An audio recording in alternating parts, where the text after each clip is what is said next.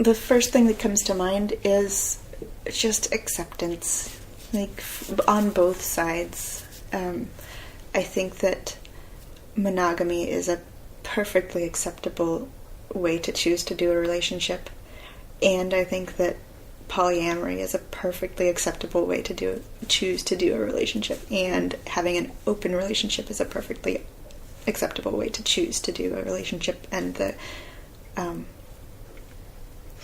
the key word there is choose,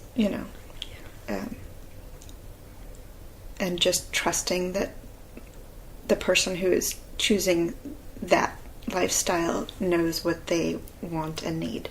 Mm-hmm. And I think a lot of times people don't, they have a hard time expanding their view enough to hold all of those options as choices. Mm. And I think that can be true both in the more standard or mainstream world where monogamy is kind of the norm, seen as the norm. And also I think it can be seen, it can be hard for people who identify as poly to